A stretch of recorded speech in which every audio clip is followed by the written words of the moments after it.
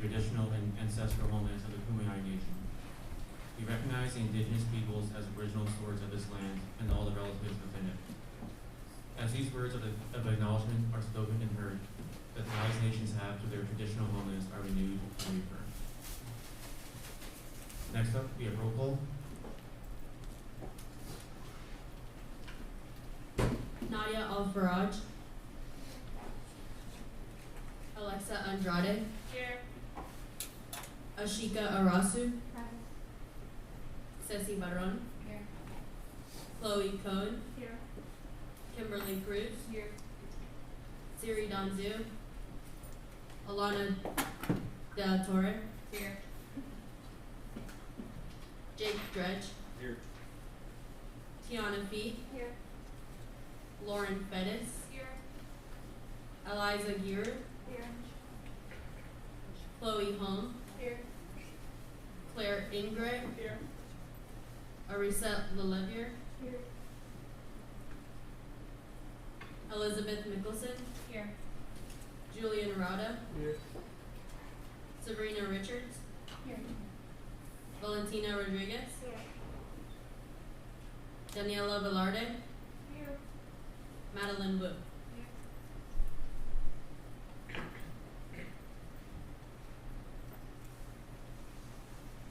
Our next item on the agenda is the approval of the agenda. Do you have any motions on it? Jake? Yeah.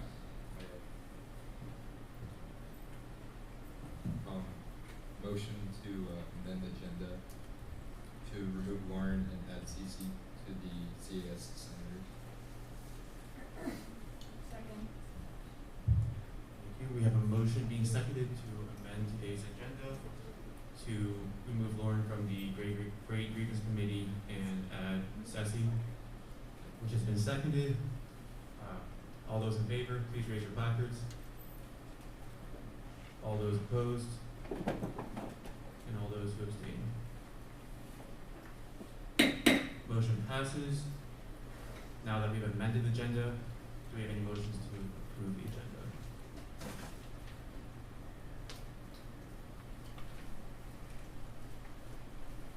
Valentina? We have a motion being seconded to approve the agenda. All those in favor, please raise your placards. All those opposed, and all those who abstain. Motion passes.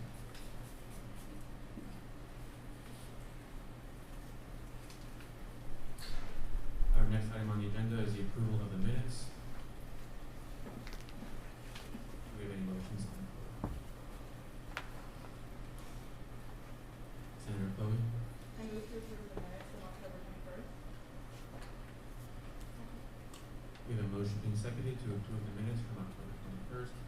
All those in favor, please raise your placards. All those opposed, and all those who abstain. Motion passes. Portion Speaker of the Senate, relatively brief for me, but so we had a Senate lead team meeting on Monday, so Alexa, Maya, Amanda, and I just been working on our speaker schedule, getting that all set up just further on into the year. And then just a little reminder, so everybody, we have our three primary responsibilities: the Senate meetings, the committee meetings, and your office hours. And I've heard some things that committee meetings haven't always had a lot of high attendance like these, so just a gentle reminder, please, at your committee meetings, they are mandatory and it's important to be there. And next up, we have reports from committee chairs and coordinators. Hello everybody.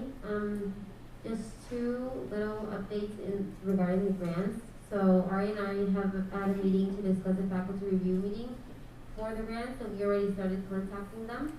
And we already distributed the flyer to several school newsletters and social media.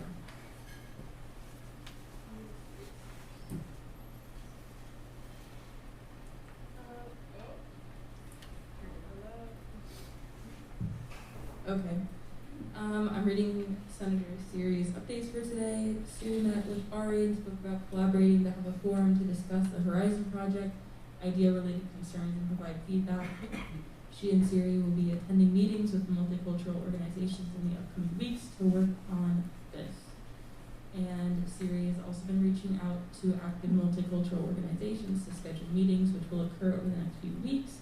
And we have reached out to the following organizations, and some have already responded. And a quick reminder that Multicultural Night is coming up on November 5th from 5 to 8. Hello everyone. Student Board Committee will have its meeting after Senate today. We will have a new club presenting. We will also be discussing the possible Student Board Mixer and the continuation of the Student Board Mentorship Program. Today we will be presenting the bylaws with Sarah, and we're hoping to seek approval on those within the next couple of weeks, or hopefully next week. And now me. So we're hoping to have the first grocery trip on Sunday, November 11th, and run them bi-weekly after that. Currently, I'm considering Lyft codes for the grocery runs instead of renting trams, and I'm connecting with our Lyft liaison for that. Our committee is looking into a new initiative called Stall Talk that's been done on other campuses to curate a newsletter to put it in residence hall bathrooms to make information about resources and events more readily accessible and concise, more so just like very bold few words just to get people's attention and to actually read their resources. And we're also, I met with Cody about collaborating on some bi-weekly programming, and in committee we're going to start to discuss vendors and locations to hold these informal programs to help create community for students.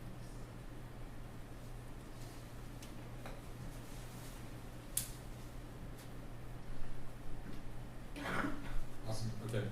Not a ton for me today. Just want to kind of plug this QPR certification, question, persuade, and refer. It's a suicide prevention program that we have here on campus. I did it last spring. It's a really cool experience. You sometimes get put in a situation where someone you know and you love is considering committing suicide. You don't know really how to respond to that situation. So having this training can be super helpful. Just kind of address that situation properly. So due to high demand, there's been 3 more dates added this semester. They'll all be in November at varying times, and a meal will be provided at the training. I encourage you guys to sign up and attend. It's a really good thing to do. You get a certification, like all that kind of stuff. You can add it to your resume. It's a really cool thing. There's also going to be a faculty / staff session as well. So if you have professors or people you work with who you want to attend these sessions, feel free to prompt them to do so. If you have any questions, feel free to reach out to me. And lastly, just stay healthy, wash your hands. If you're sick, stay home. And encourage other people to do the same. Everyone's being sick on campus, and that's not really a good thing. So that's all for me. Hello everybody, I hope you guys are doing well. I met with Kobe earlier this week to discuss the possibility of an eco fair, and we had a good conversation, nothing to be certain yet, but things are looking good. The last day to join the Care for Our Common Home Council is Friday, November 5th, so please let your friends and your constituents know about joining. We could always use more members to affect how we're going to approach climate neutrality in 2035. It's going to be a really great experience. I also reached out to the director of planning on the Aussie Bowls, postulating if ASG was able to provide the funds to run maybe 100 or 2 bowls, would the SLT be willing to use them? I have not heard back. So we're going to follow up on that. I'm also looking into grocery trim bags, sustainable brand, obviously.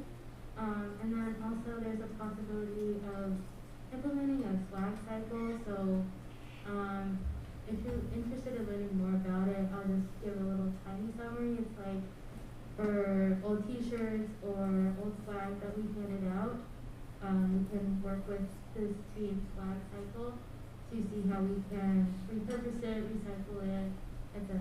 So let me know if you have any thoughts on that. I'm all here. Thank you. Next up, we have reports from the ASG Executive Board members. Hi everyone, happy Thursday. Hope you all are doing well.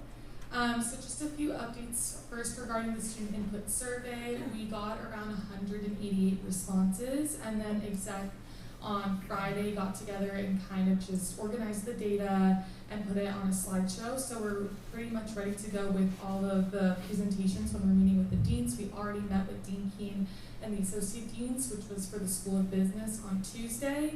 And it went pretty well overall. They kind of sat there and, saw everything that we're presenting, and we gave them kind of suggestions and what we're looking to do with all of this data. So they requested for the data as well, and hopefully we can get some more conversations going with that. But we're also just mainly trying to promote consistency amongst all of the departments and all of the schools within the college. And then we're currently scheduling a meeting with Dean Norton, which is probably going to happen next week, and we're still waiting for Dean Roberts to kind of get us back to us with meeting times.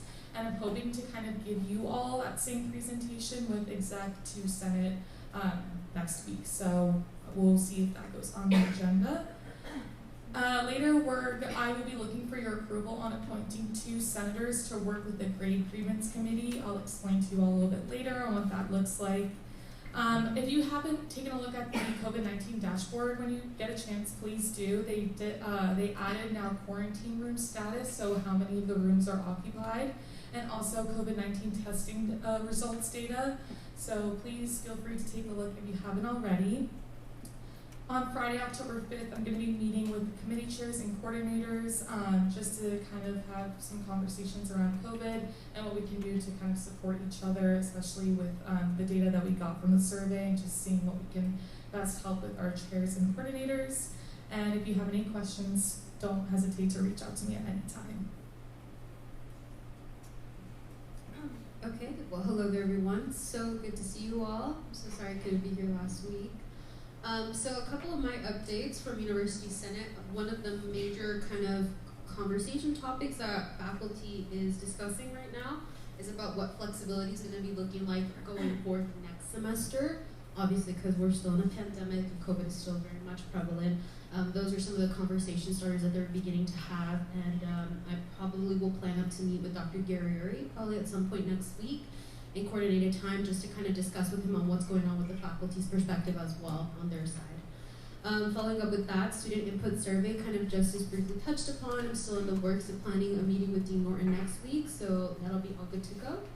And then another one I briefly mentioned is I ended up reaching out to Gail Baker about Sarah sitting on the Dean's Council meeting, and it's all set to go. We're still setting up a date and time, and from there that'll just kind of allow Sarah to essentially just vocalize a lot of the concerns that are prevalent on campus as well. Currently with the idea of the Horizon Project Forum, so as kind of Siri had mentioned on her slide in her announcements, I'm planning to meet with her with multicultural orgs, each one-on-one. And then I'm currently drafting an email to Regina Dixon-Reeves for our executive team, as well as I'll probably be reaching out to Siri because she's also planning to do something similar as well, and maybe just kind of collaborate from there, and just kind of discussing with Regina of what are what's going on campus and what is exactly going on with the Horizon Project in general as we're moving forward to 2024. And the intentionality behind this is kind of wanting to be really strategic about this. With the Horizon Project as now trying to create small steps to a huge working project that has just been presented, and what students want to see from it going forward in the future. So right now my main focus for this is just really just getting it out to multicultural orgs and students in general, just to kind of ask them like, hey, do you know about this? So it's kind of an ongoing project. And then right now, academic grants, I met with Valentina and we are still reaching out to professors. So far, I believe Madeline ended up sending us an email about professors that had been recently involved or previously been involved in the process. So that'll be good moving forward from there. But yeah, those are all my updates. If you have any concerns or questions, please feel free to reach out to me. And yeah, thank you. Hi everyone, my updates will be short. Thank you to everyone who is finally on top of their office hours, who finally figured it out. So kudos. kudos to everyone on that. Also, Jen Lee Aller recently put me in touch with Margaret Leary, who was looking for someone from ASG to collaborate with them for a proposal. I don't have a ton of information on it yet. I do know that it's a call for participation in development of a truth, racial healing transformation, focused campus climate assessment toolkit. All I know for now is that it's opportunity to expand relationship building and racial healing among faculty, staff, and other constituents. So I'm excited to figure out what that's all about, and I will report back on info. If you need me for whatever reason, my email is up there. Okay, hi everyone. So first of all, I just kind of want to clarify something that Ari said. The Dean Council meeting that I will be attending is not strictly for CAS. I will be talking to the deans of the variety of the different schools. So it's just like an entire undergraduate student body concern and not just CAS concern. I just want to clarify that. As Ceci mentioned, I will be presenting the student org bylaw amendments to you all. And just to clarify further on that, we will not be voting today on that because they need to be presented for about 5 days, and I'll go into that once we actually do the amendment. So we won't be voting on that. And then Senate vacancies, as you all probably know, that there are some vacancies that we need to fill. And so the judicial branch met and ended up voting to allow the president justice to appoint or to recommend appointments into the Senate based on at-large and not based on residence, just because we struggled to fill out certain residential spots. And so that's per the Senate bylaws, that justice, as the president, will be allowed to recommend people to fill the seats, and then it would be voted on by the entire Senate. So I just want to say that. Hi everyone, Haunted Trails last night in Balboa Park was a hit. Tickets were gone really fast. If you didn't know, we gave away tickets and also provided lift codes to that event, so thank you for those who came. Now the committees are moving to plan events for November and December, as well as early spring. So such as events such as Winter Wonderland, Black History Month in collaboration with BSU, and then Olay Fest, which is the spring concert. Just another reminder, if you would like anything included in the Blue Buzz, please email me by Thursday morning prior to the Monday you would want something sent out. So for example, if you wanted something in the Blue Buzz for this upcoming Monday, it would have had to been sent in this morning. So just for future reference. And then, like Senator Madeline and Senator Lawrence said, I met with them regarding Eco Fair and bi-weekly programming, and we would love to help talk about how to plan events with the Student Life Committee and explain what the process and steps are. And then, if you have any feedback, suggestions, or concerns, you can email me at tbdchair@sandiego.edu. Thank you. So hi everyone, I'm going to give you Jan's updates. So there's an ASGBC religious and spiritual or vacancy.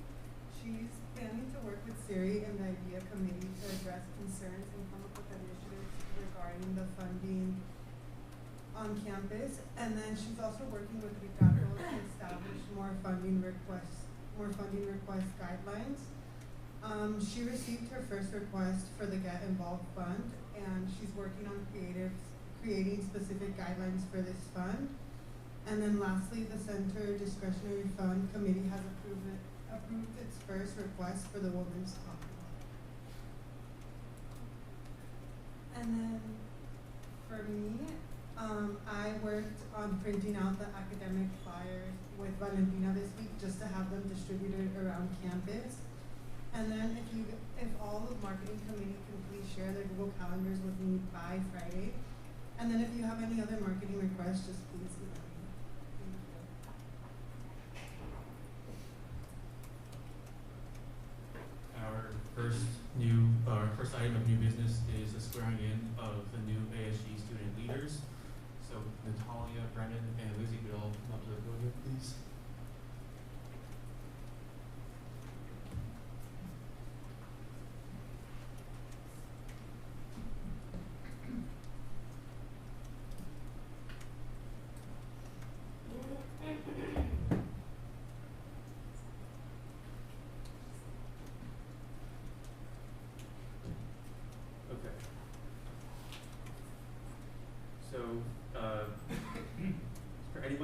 officially sworn in during the spring semester, please come forward to be sworn in along with the newly elected senators.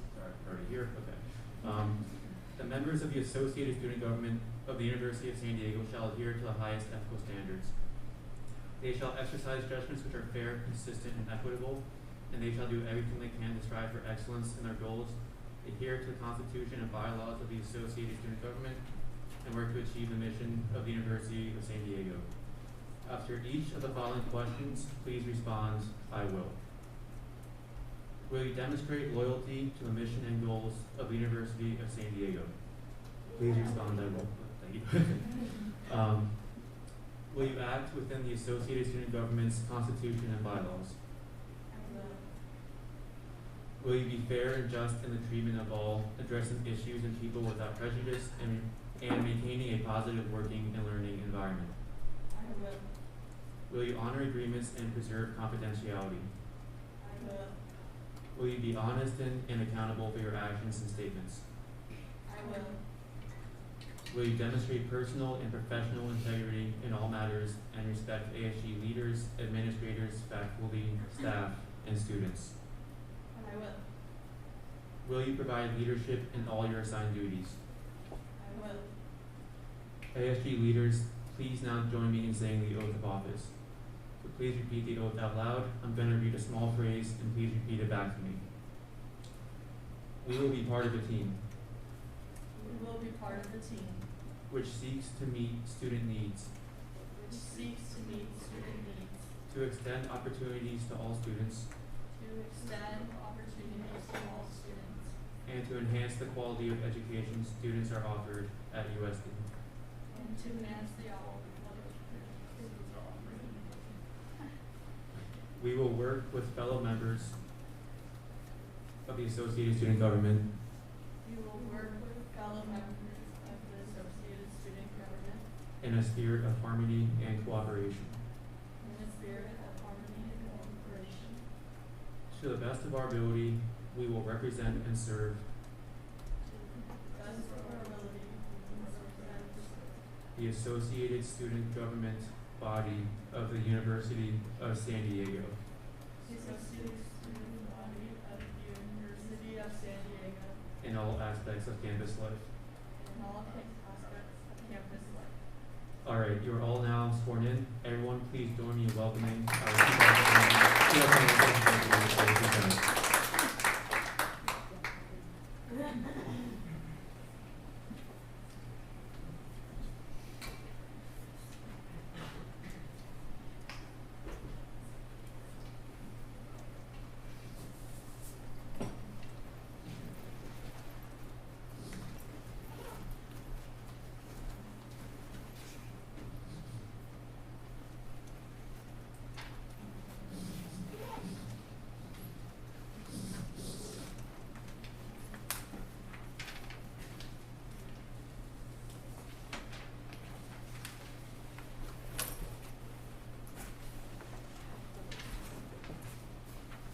Our next item on the agenda will be a presentation from Jonathan Oberg from Trans Services.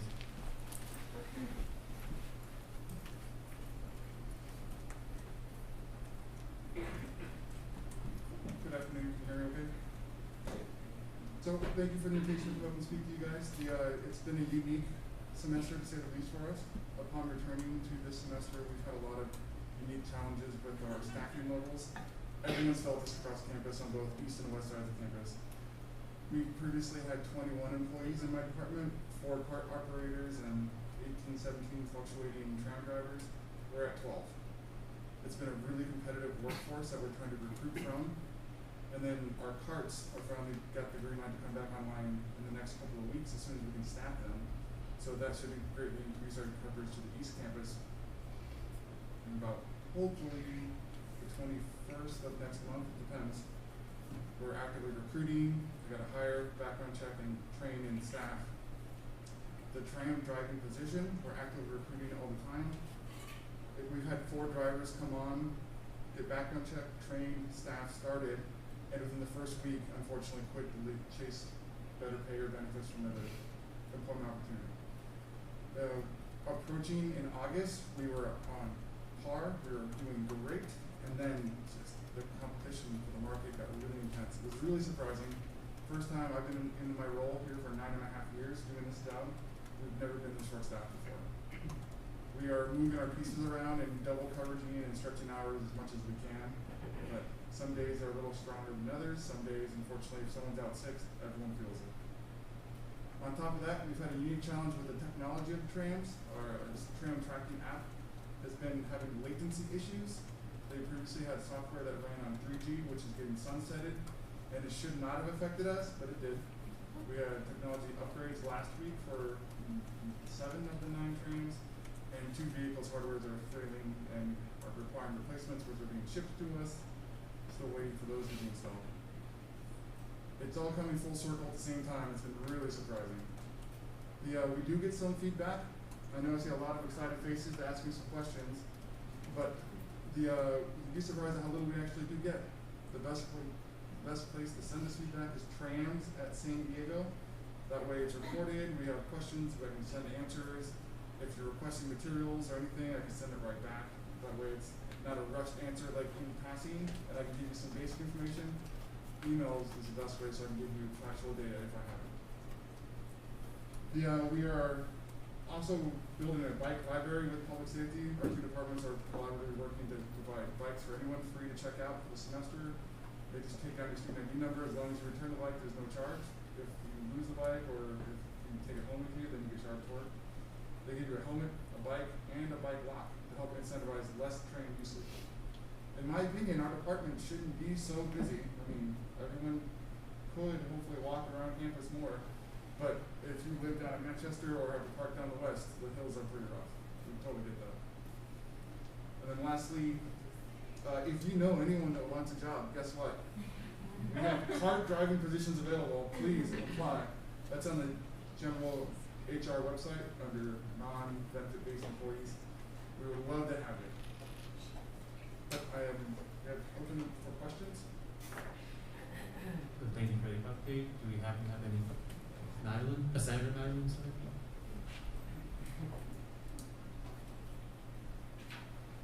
Hello.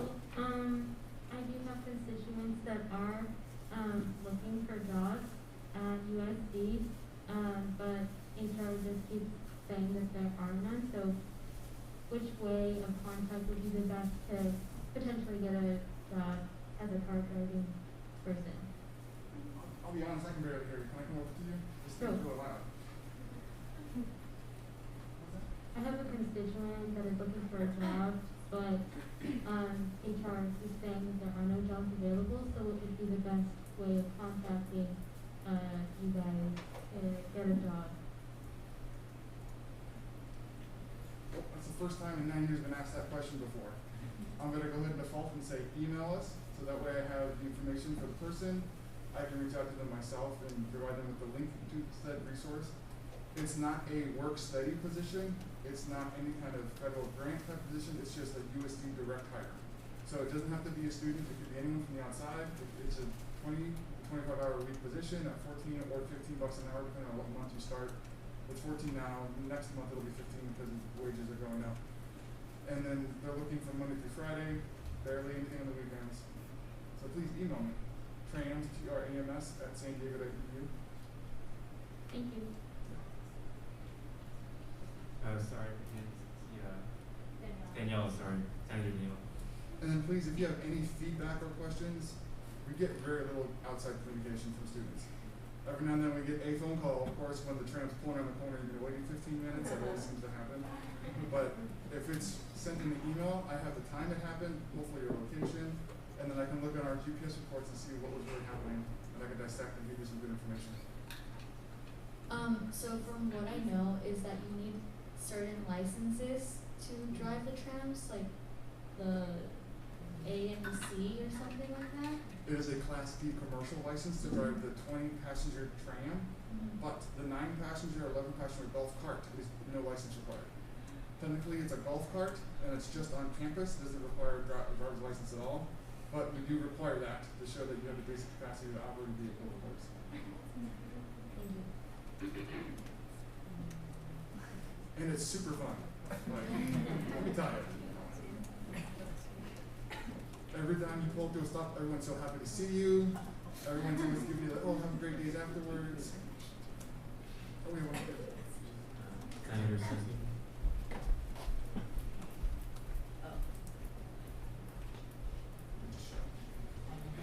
Hello. So I know you mentioned that this is obviously a competitive field, and is it like a budget thing from the school that you drivers are not interested in working here, or is it just that other places are offering more benefits, or what would you say would motivate people to want to work here, I guess? So it's definitely, it's not a wage hourly issue, it's a benefit package. I see. So we do offer great benefits from the university direct hires. We've had the most difficulties maintaining what we call contracted drivers that are on for 6 weeks at a time or do our part-time work or our call-in shifts. Those are the ones that are getting kind of, I guess, drawn away by a more either higher wage rate. And then we can't chase those wages because at a certain point, moving freight pays a lot more than moving passengers. It's just the way the nature of the business. Anyone who has a Class B can do either or if they fill out the right questionnaire at the DMV. So as of right now, everything with supply chain is so backed up, they're just demanding drivers and then they're paying exorbitant rates. We've been, so one of our previous employees that exited survey gave us said they're getting $8 more an hour, which in our field is dramatic. Of course, I don't blame them for chasing that job. That's like working 2 different jobs at the same time. Thank you. Yeah, of course.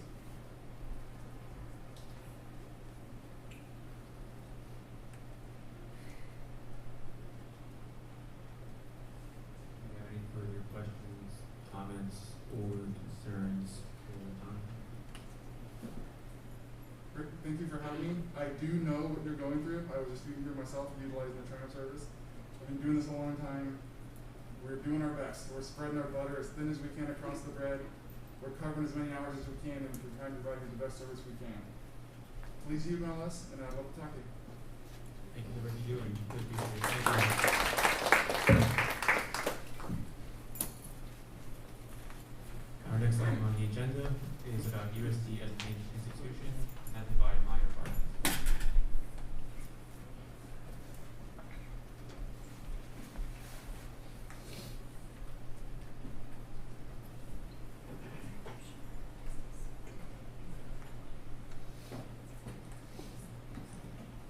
Hello, can you all hear me okay? Okay, perfect.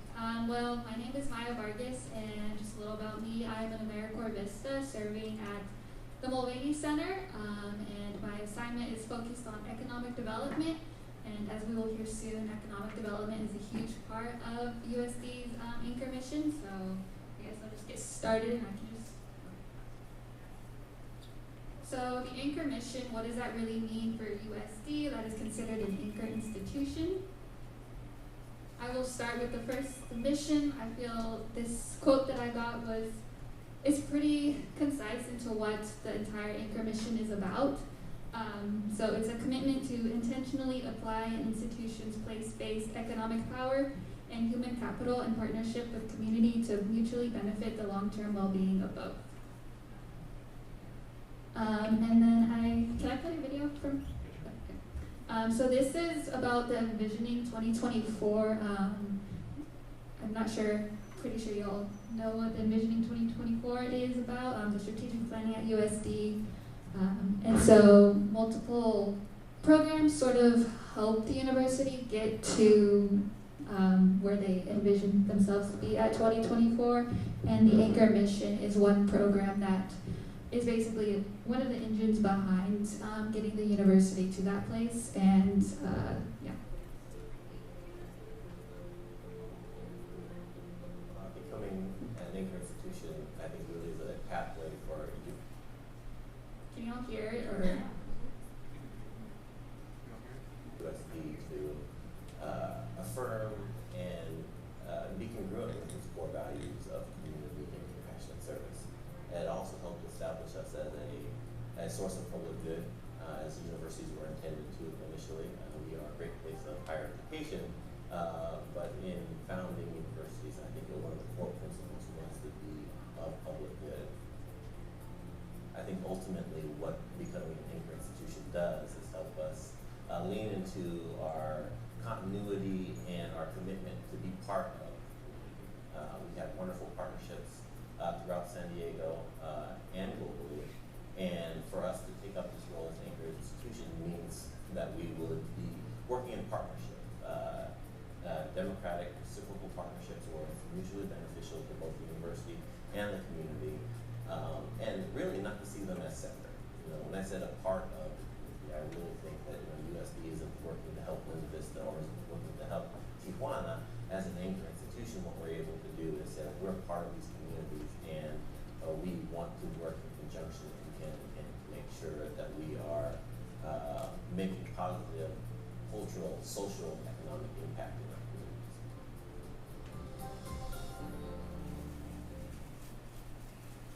So from that video, I'd just really like to highlight the last part where he talks about how USD as an anchor institution really emphasizes being part of the community and not we are helping Linda Vista or we are helping Tijuana, but we're really a part of the community, and so we have a role to play in the community where it's actively working together and mutually beneficial, like he said. More in detail about the mission. So the mission, the first statement that I said is sort of like the broad idea, but then here we can list like the more in-depth areas that we try to focus. So higher education institutions are critical local economic and intellectual engines linked to the long-term well-being of their home communities. Because of their commitment to and investment in their communities, higher education leaders are positioned to play more active roles in supporting local economies, advancing racial equity, reversing legacies of exclusion and disinvestment. We also work to strengthen and expand partnerships that confront the urgent challenges of our local community, and to that end, USD will intentionally invest resources to improve access to quality K-12 education, enhance economic development, promote healthcare, and serve as a catalyst for local community development. And then these are the elements of being an anchor institution. At the core is the people within the USD community and also wider Linda Vista community or whatever it may be. Place is also a huge thing. The first slide was saying place-based power. So recognizing that USD as an institution has been in this community for a long time, and it's not very likely that the university is going to move, and so because of how it's going to be here for a while, it's necessary for the university to invest in the local community. And then also we need to embrace the philosophy and understanding that we are positioned in this community, and so we need to take that opportunity to really give back and just really work with those communities.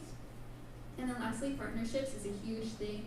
At the Mulvaney Center, the Center for Community Engagement, we're huge about forming those partnerships that are within the university, so between departments, but then also partnerships outside with different communities.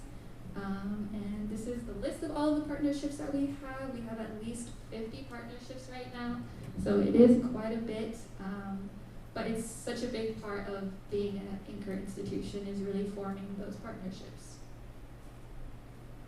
And then these are the anchor communities. So as an anchor institution, we define what local means to us, and for USD, we define local as Linda Vista, Barrio Logan, City Heights, and Tijuana. We like to recognize how close we are to Tijuana and how gives us an opportunity and responsibility to really interact because we are so close. So now that we know a bit more about the mission, these are just some of the projects that we work on that are all related to the anchor mission, so the local vendor initiative. And this furthers USD's commitment to advancing economic development in anchor neighborhoods by purchasing from local minority-owned small businesses.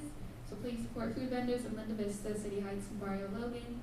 I know a lot of organizations are already doing that, so it's great. And if you all have any other opportunities where you can buy from local vendors, please encourage that. We do have a list right here, and that list has all of the different small businesses. We have it divided by like food and then merchandise and services, and it's all divided up by the different communities. So there's Barrio Logan, City Heights, and Linda Vista.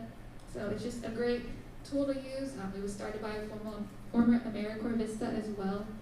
Just really trying to make sure that the university is buying local, That is part of the Envisioning 2024 goals. One of the goals is for 13% of purchasing to be from local and diverse small businesses.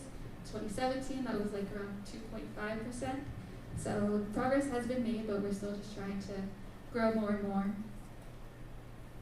And then this is another program that we've been working on. This one was started by Maria Silva and Rachel Castro. And this is the Tijuana Hub. And these are essentially places in Tijuana where USD is forming partnerships over there and really trying to open up spaces for the community to use. So this video is about the hub that just opened up a couple weeks ago actually, and this one is focused on entrepreneurship. But we are planning on, or developing, they're still like working and developing with the partners in Tijuana, and we plan on having other hubs that are centered about like tech and innovation, arts and culture, and a bunch of other things, and just really a place for the community to use. And yeah, I'll just play this video so you guys get a better idea. The signing of this MOU or the opening of this Tijuana hub, it is not the start. The signing of this MOU or the opening of this Tijuana hub is not the start of USD's involvement in Tijuana. We actually celebrated 30 years of engagement in the region not too long ago. So the university has a history of partnering through all of our different schools and departments. This is just the natural evolution of all of that work has led us to now have a permanent physical presence in the region. I think that there's three main threads that really come together in this project. One is the University of San Diego as an anchor institution, pursuing democratic and reciprocal relationships with our community partners and the place that we reside, which includes the local work, which the university conceptualizes is to include Tijuana. The second is as a changemaker university. This is an opportunity for us to come together and not talk about social and environmental problems, but take action in partnership across the border because the issues affect us on both sides. And I think the third piece is that it's a very entrepreneurial university with lots of rich history in international business. And so international business, for example, we have a USD Madrid Center, and we have study abroad centers all over the world. And so to have really in our backyard a place where we can really talk and do around international business is significant and very tied to the university's mission.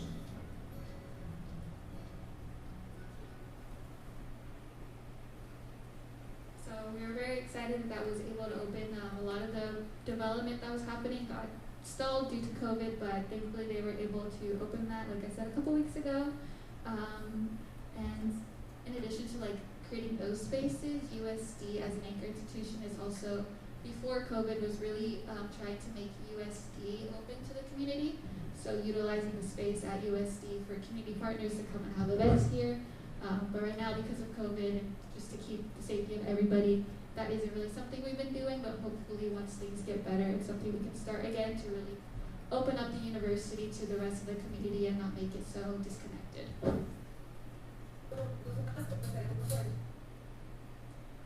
And those are just a couple of activities or like projects that we've had that are focused around the anchor mission. But if you want to see other projects that USD has been a part of, you can always visit Collaboratory. And this is a place where we really try to encourage faculty to put all of the activities that they've done, and you can really see what activities have taken, what have happened on USD, and sort of it's divided by like different sectors, so like K through 12 education or healthcare or whatever it may be. It's a great place to just look around and see. And if you all have like initiatives or projects you want to start, and if you have like a faculty lead, just make sure to like encourage them to also post it on here so that the entire community is aware of the work that's going on. And then lastly, these are just a couple of the networks that the university is a part of as being an anchor institution. So the Kumu Anchor Learning Network, this is essentially just a network of around like 35 higher education institutions.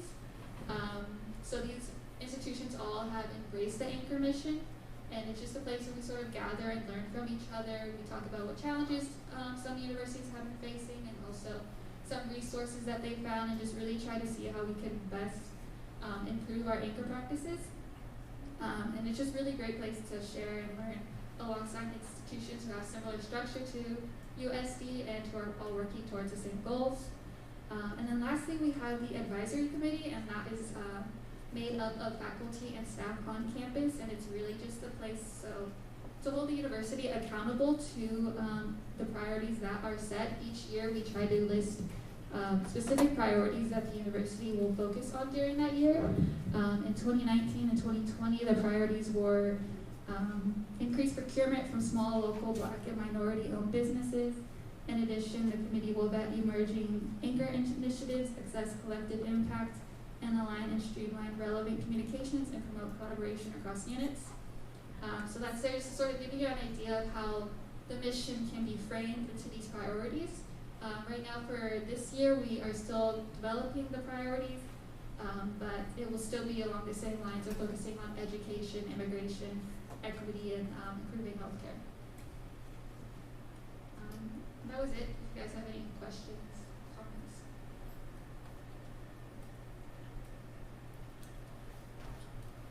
Senator Claire? I was just wondering where we can find that list of vendors. Yeah, it will be on the Mulvaney Center website. You can search up like local initiatives. I can also email one of y'all the link to the list, and then just like distribute it. But it should be on the Mulvaney Center website. Great, awesome.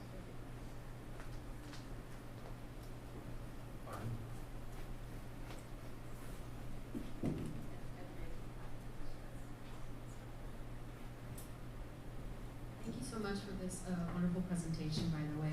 I wanted to know, just for some of our senators and as well as our exec members, how can we help to engage and collaborate, especially with like the advisory committee and faculty on campus? Do you happen to know who we could directly go to, or if we wanted to sit on the committee as a student rep, or what opportunities that might be open to? Thank you so much.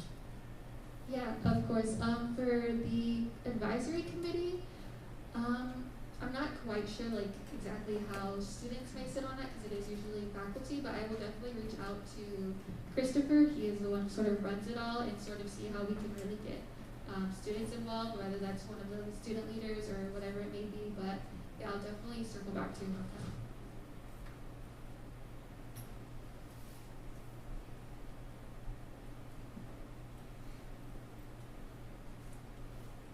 Do we have any further questions, comments, concerns for Maya?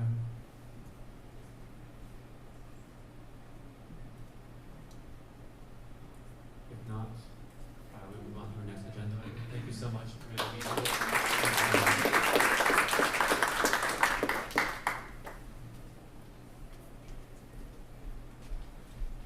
So our next agenda item is the Student Work Committee bylaws presented by Sarah Beber and Ceci Barron.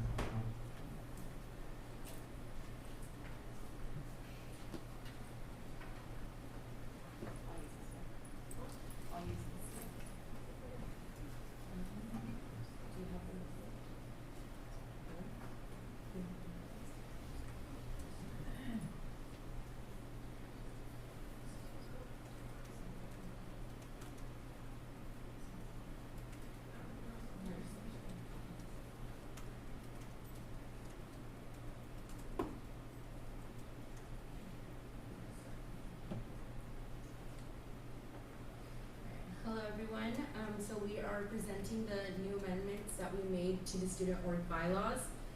Just some background information, we had to amend the bylaws because our SAI administrators, Jen, Amanda, and Madeline, decided to change the student org handbook this past summer. The student org handbook is where all student organization policies and resources and information is held. So essentially we had to change the bylaws in order to match the handbook. With that being said, here are the sections that we changed. Okay, so yeah, as Ceci explained, we kind of just switched the process in which different student orgs are approved. So from a judiciary standpoint, I'm just going to go through each of the bylaws that we changed, and there's a kind of an explanation right there. Okay, so this first one right here, So previously, the EAC, which is the External Affiliation Committee, would review the student orgs first, and then they would be sent to the student org committee. So as part of the new procedure that we're doing, we wanted to start and end with students in terms of the process in which student orgs are approved or denied. So we added this clause that basically says that the student org committee would approve an organization first, and then if it is externally affiliated, it would be sent to the EAC for review. So it starts with students.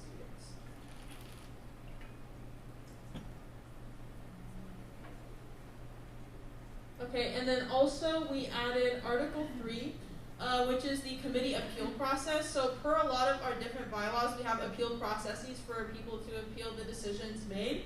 So particularly, we had no appeal process for student orgs if they were denied by the student org committee. So this just gives them an option to appeal. And then we've had an appeal process for the EAC's decision, so we wanted to add this new level of appeal process for the student org committee as well. So that's entirely new.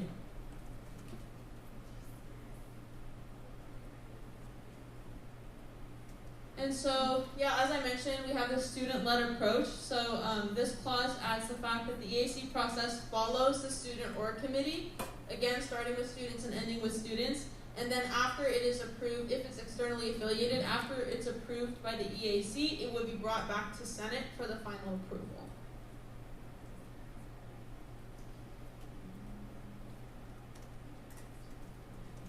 For this article, we literally just moved Article 5 down to follow the student org committee appeal, just to keep it flowing.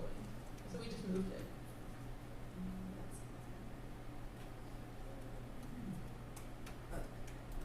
Right. And then again, this is all pretty repetitive, just because we have to add it in the different sections of the bylaws. But after approval from the student org committee, the EAC reviews the organization if they are externally affiliated. And again, once it is approved, it'll be presented at Senate for final approval. Okay, so I just wanted to highlight the amendment process just so you know what your role is going to be in this. So the student org committee, they proposed these amendments, judicial branch kind of incorporated them into bylaw writing. And so now what's going to happen is that we're going to post these amendments for 5 days as per the bylaws, just so students, if they have any issues with it, can really go through it. And that's why you're not voting today. It's just so you have the time to go through our amendments, sit with them, reflect on them. They're going to be kept publicly, I believe, on the website, but I'll double check that.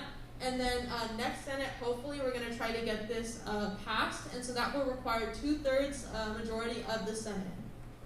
So, yeah, and I think that's it. You are welcome to ask any questions if you have any. Do we have any questions?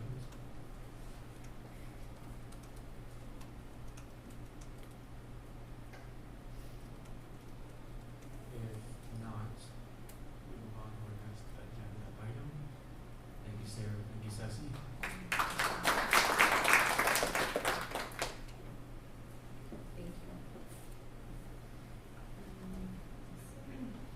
So our next agenda item is presentation of new and returning student organizations. Ceci, Ruby. Okay, hello everyone again. So these are the returning student organizations that are still seeking to be approved. The reason why we still are continuing to approve these orgs is generally because their advisors are the ones that are taking a little longer to respond to. To confirm that they are going to be their advisors, which is why I continue to bring these returning student orgs. But the majority of returning student orgs have been approved. And then we do have some new student organizations that the student org committee has approved, and the first one is GEEK, which is Genuine Engineers Embracing Kindness. Their mission is to make engineering more friendly and collaborative, with students getting to know one another personally, and engineering is open to everyone, demonstrate diversity. They accept people from all backgrounds to come together and create social interactions and soft skills on a personal and casual level. The next one is Toreros on Ecosia. Essentially, they advocate for Ecosia being a default it's a search engine, for those who don't know. It is a carbon negative search engine which also plants trees in local economies with a healthy and non-invasive system. It is free and it protects privacy. It has protections for privacy settings, and they donate the revenue to carbon negative mission. And then their goal is to work directly with the company. Yeah. So does anybody have any questions regarding those two new orgs? Andres? Thank you. Yeah. So for the tourism and coast, yeah, I don't know if you know, Senator, but if they are trying to are they wanting to maybe suggest that the university adopt that as a new search engine, or they internally as a club want just to engage in that way? Essentially both. So one of their main goals is to get USD to turn over, I guess, their search engine, which is what Google, whenever we use our Gmail, to turn over to Koja in the long run. That is their goal. But they also want to promote more information regarding this search engine.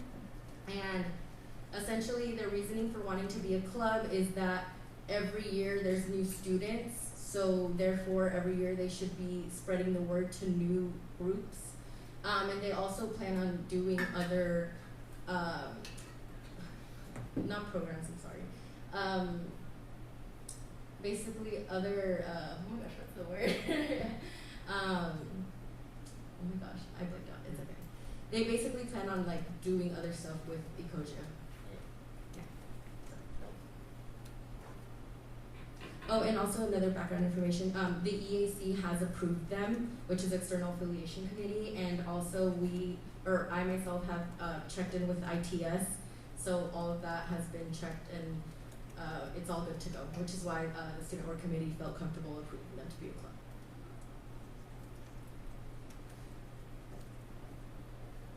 Do we have anything else?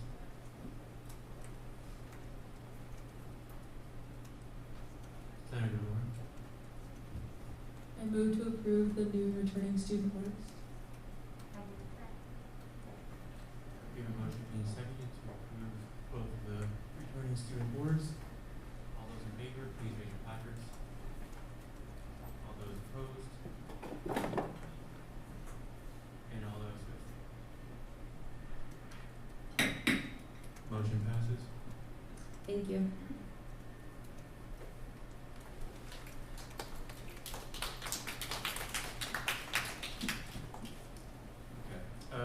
My bad. Looks like we might be missing a slide, but we do have one more new business item, and that will be the appointment of College of Arts and Sciences Senators Eliza Giroux and Ceci Barone to the Grade Grievance Committee, and Justice will be explaining this.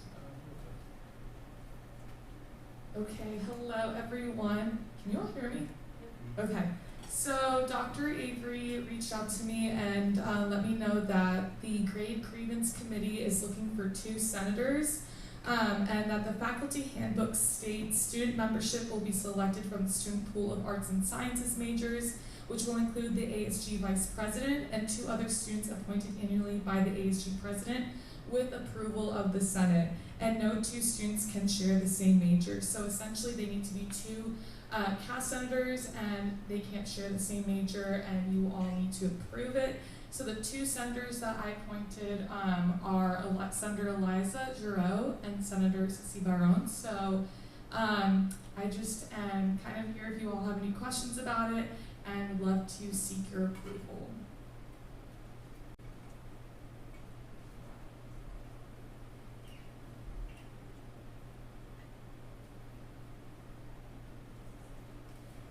Senator Madeline?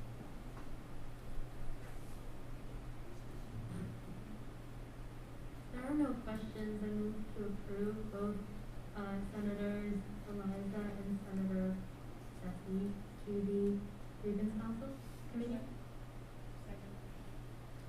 We have a motion being seconded to approve both of these new senators to the Grievance Committee. Do we have any further discussion? If not, we will move to a vote. All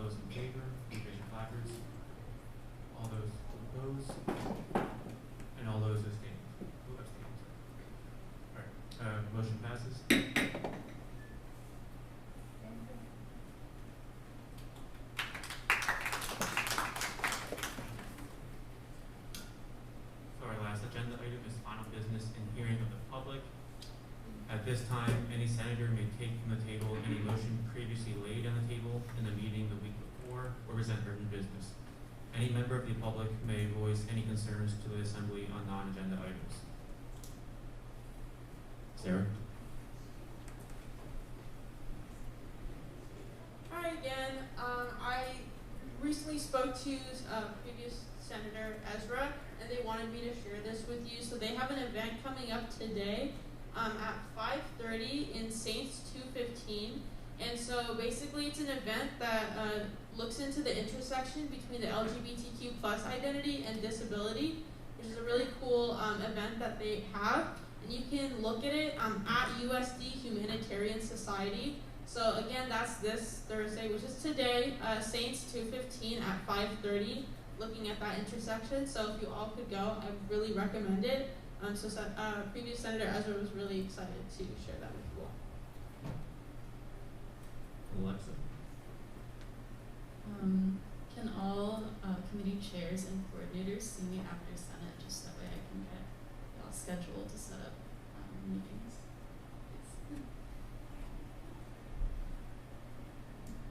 Senator Gordon?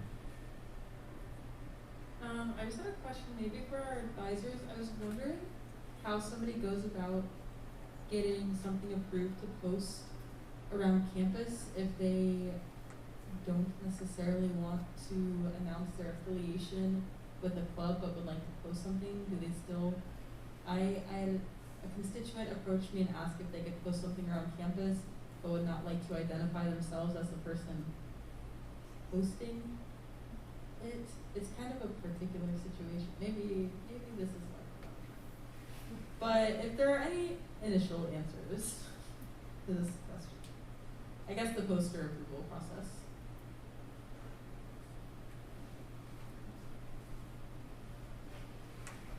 There isn't posting.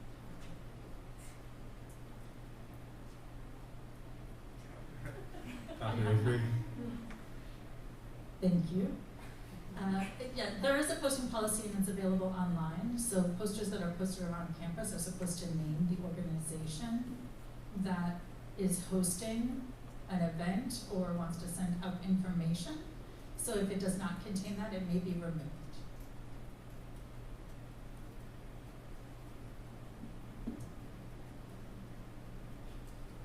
Amanda? Thank you. Hi everyone. I just wanted to remind you that we will be doing a strengths training next Senate meeting. So it will be a shortened Senate meeting.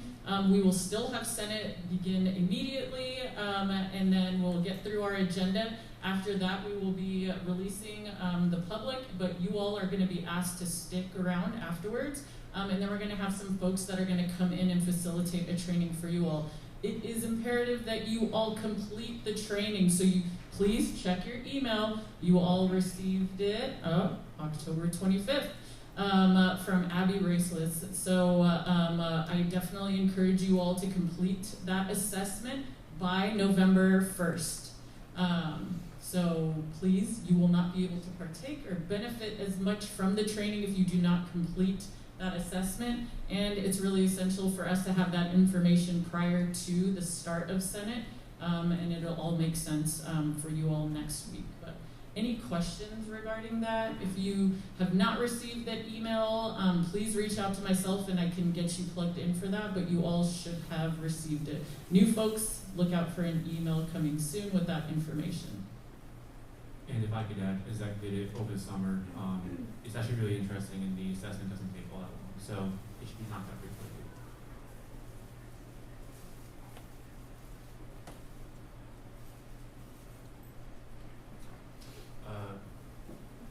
Senator Navia?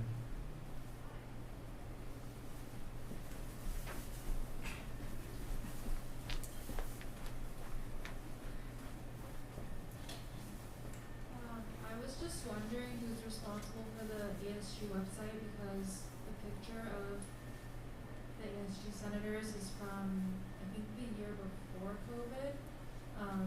And so, I mean, I was a sophomore, now we're seniors, so it's not updated. And I just think it'll be helpful for people to recognize senators on campus, and if our pictures can be uploaded, I'm not sure who's responsible for it, but I think it'd be really helpful. Senator Lewin?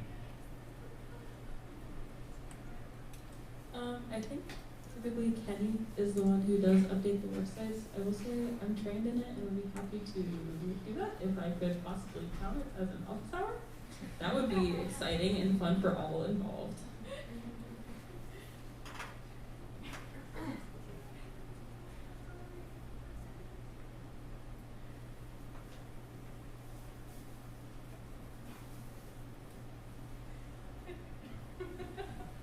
Justice.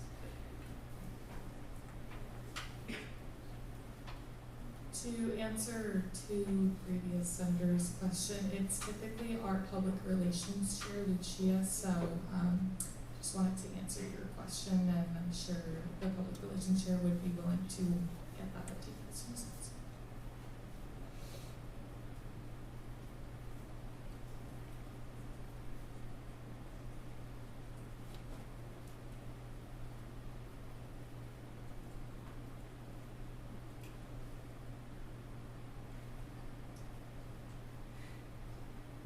Senator Madden.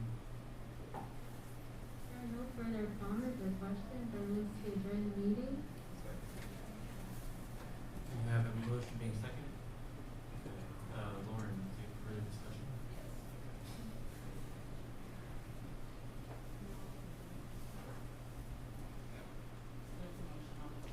Okay.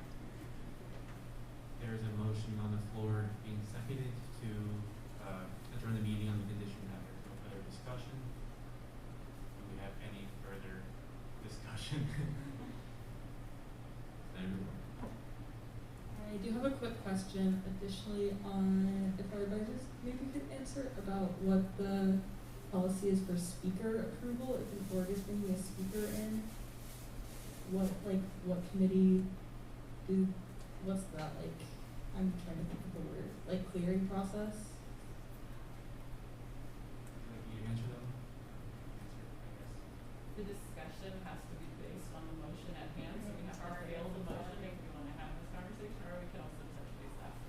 So your call how you want to approach this. Okay, so we either go to the vote And or fail it, or okay, so we are going to vote on adjourning the meeting at the moment. So all those in favor, please raise your placards. All those opposed, and all those who abstain. The motion passes, this meeting is adjourned.